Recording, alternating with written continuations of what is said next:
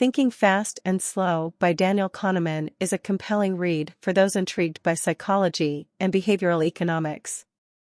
This insightful work delves deep into the psychological mechanisms that dictate our decision-making processes, shedding light on both the rational and irrational facets of human behavior. The book unravels the mysteries of why we often make certain choices even when we are aware that a better alternative exists. This deep dive promises to equip readers with the knowledge to make sound decisions founded on rational thought and to circumvent potential pitfalls that could lead to regrettable outcomes. The Dual Systems Theory. Psychologists Keith Stanovich and Richard West have validated the existence of two distinct modes of thought that humans employ. System 1, this is the intuitive and swift part of our brain. It facilitates quick decisions, offering impressions, which can then turn into beliefs. These beliefs subsequently influence our actions and shape our self-concept. System 1 is adept at processing information in high-pressure situations, molding our perceptions of what's typical and attributing causes for unexpected events. However, it's worth noting that System 1 can occasionally misinterpret information, drawing conclusions without considering all facets of the data. System 2, this more deliberate and effortful system comes into play when faced with complex problems. If System 1 stumbles upon a challenge it can't decode, it calls upon System 2 to strategize a solution. But, it's essential to understand the energy constraints of System 2. Multitasking complex tasks can be a challenge, and overexerting this system might result in reduced self-control later, as resources are finite. A harmonious collaboration between these two systems enhances our capacity to navigate the myriad decisions and actions of daily life. Example: while driving on a familiar route home, you automatically take a turn, System 1. If you come across a detour or a new area, you would need to think and navigate more carefully, System 2. The limits of System 2. Every mental system has its boundaries, and System 2 is no exception. This system has a maximum capacity, implying that overburdening it with numerous demanding mental tasks simultaneously can be counterproductive. An illustrative example would be the difficulty in solving a multiplication problem while navigating dense traffic. This limited capacity can also manifest when tasks are spaced out. After a draining day at work, one might impulsively buy an item advertised on a late-night infomercial. Such phenomena underscore the ego depletion theory, which posits that one's reservoir for self-control, positive thought, and physical stamina is exhaustible. Suppressing emotions during a sad film or memorizing a string of numbers can leave one more susceptible to temptations, like indulging in sweet treats. Example: when you've had a long day of mentally taxing activities, you might forget where you placed your keys. The associative nature of System 1. At its core, System 1 operates on associations. Envision thoughts as a vast web within the brain, interlinked by nodes and arcs. These nodes, representing concepts, can be concrete or abstract, linking to emotional states or tangible experiences. The mere activation of a single node can set off a domino effect, influencing surrounding nodes. For instance, consider the words bananas and throw up. Reading these might invoke thoughts of the fruit's color or an unsettling feeling in your stomach. Such connections illustrate the ripple effect in the brain. Words can catalyze a cascade of associations, triggering emotions, facial reactions, and the birth of new ideas. These connections can be due to shared qualities, like lemons being both yellow and sour due to their fruit nature. Example: hearing a song that reminds you of a past vacation and suddenly feeling happy. The bias in decision-making. Humans have a propensity to be swayed by their personal biases and gut instincts over objective evidence. For example, if told that 5 million Bulgarians are employed by the government, one might hastily conclude that Bulgaria has a small population. This cognitive pitfall stems from associating small samples with entire populations. Furthermore, the value of a number or statistic often acts as an anchor in our minds, skewing interpretations. Example: believing an opinion more strongly just because a friend or an influencer stated it. The fate wheel experiment.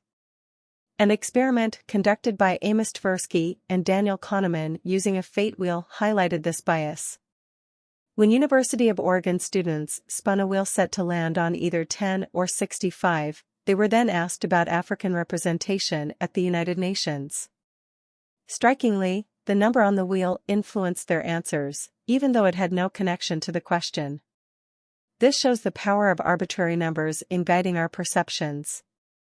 Example: the actual experiment mentioned, where students' answers about African representation were influenced by a completely unrelated number. The frequency fallacy. How we perceive occurrences is often based on their availability in our minds.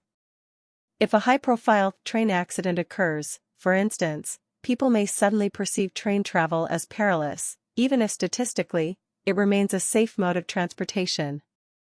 Example: avoiding swimming in the ocean after hearing about a singular shark attack, even if the likelihood of another one is extremely low. The illusion of understanding. When things go well, we tend to assume everything leading up to that point was also favorable. The problem is, we often focus on outcomes rather than processes. Confirmation bias further supports this, as we seek information and narratives that validate our pre-existing beliefs. Example: after a team wins a game, thinking that their training methods are superior, without considering other factors that might have contributed to the victory. Heuristics.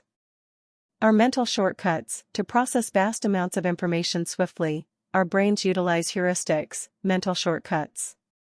However, relying too much on these can lead to errors.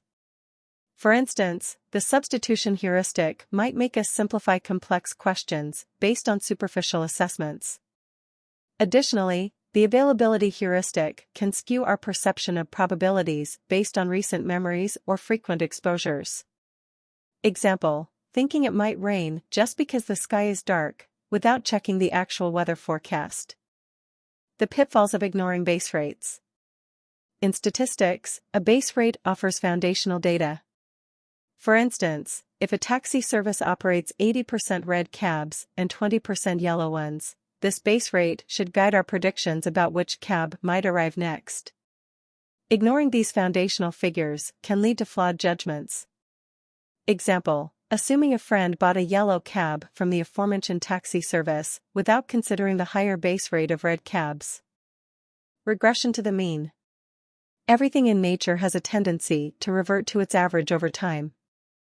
A stellar performance by a footballer in 1 month doesn't guarantee similar results throughout the year, and subsequent performances that align closer to the average aren't necessarily indicative of a drop in skill or effort. Example: a student getting a perfect score on one test but scoring closer to the class average on the next. The dual nature of memory.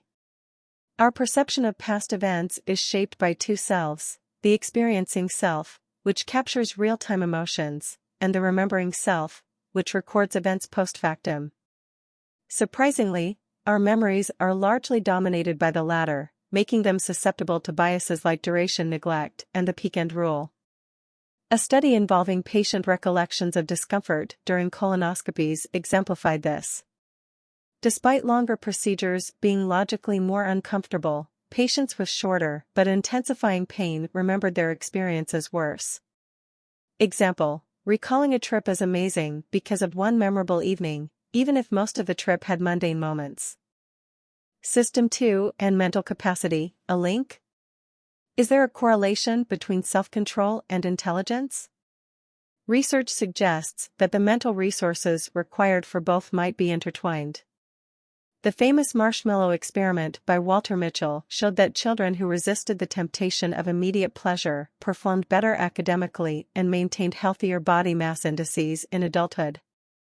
Additionally, individuals with lower scores on the cognitive reflection test often acted more impulsively, making decisions such as opting for expensive overnight shipping or displaying impatience regarding salary increments. Moreover, these individuals also fell prey to cognitive biases like the gambler's fallacy and the sunk cost fallacy. Interestingly, while some attributes of executive control are rooted in biology, Others can be traced back to non-biological factors like parenting techniques. Example: a student who focuses and resists distractions during study time might also be better at making rational decisions in daily life. The power of associations and cognitive surprises. Our brains continuously strive to make connections, to anticipate and assess surprising elements. System 1, which operates largely on intuition, often bases its judgment on the amount of surprise an event holds and the relatedness of external inputs. A classic example of this is the common misconception about Moses and the Ark. The actual biblical figure was Noah. The introduction of an incongruent name like Kanye West in a similar context can disrupt the cognitive flow, prompting System 2 to kick in. Example: reading about Julius Caesar and immediately associating him with Rome. And Abnormalities, a quick brain tally. The normative function of System 1 is fascinating. This system instantaneously detects anomalies. For instance, upon hearing an unexpected statement from someone with a posh English accent, the brain reacts within milliseconds. Such swift reactions underscore the brain's reliance on norms and commonly accepted information to communicate. Example: being surprised when a math genius declares they are bad at basic arithmetic. And the pitfalls of over-reliance on data predictions. Forecasting and the pitfalls of over-reliance on data predictions are a tricky business. While being unbiased is valuable, it's also essential to acknowledge the limitations of data, especially when forecasting extreme events from uncertain data. Venture capitalists, for instance, cannot solely rely on quantitative research, otherwise, they might overlook the next big startup opportunity. At times, following our instincts may feel right, even when evidence suggests otherwise. In such situations, it's crucial to recognize our biases and the assumptions we are making. Example: a company relying solely on past data and missing out on a potential market trend. The planning fallacy, underestimating effort and time. A common pitfall is underestimating the time and resources needed for projects. This oversight can lead to unrealistic expectations and eventual disappointment. It's essential to account for unknown factors and ensure that planning is comprehensive and adaptable. Example: thinking a project will take a week, but it ends up taking a month. The dual nature of happiness. The dual nature of happiness, in its essence, can be seen from two perspectives. The first involves experiencing happiness in the present, and the second revolves around reminiscing about past joyous moments. These perspectives don't always align.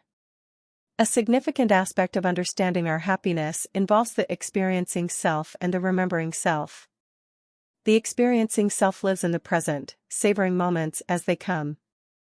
In contrast, the remembering self looks back, trying to derive meaning from past events.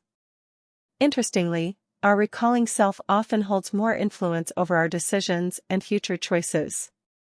However, it tends to focus on the peaks of experiences rather than their duration, leading to a skewed perception of past events. Example: enjoying a day at the beach in real time, experiencing self, but later recalling only the sunburn, remembering self. The reliability of algorithms over gut feelings. Human decision-making, especially in complex situations, is often flawed.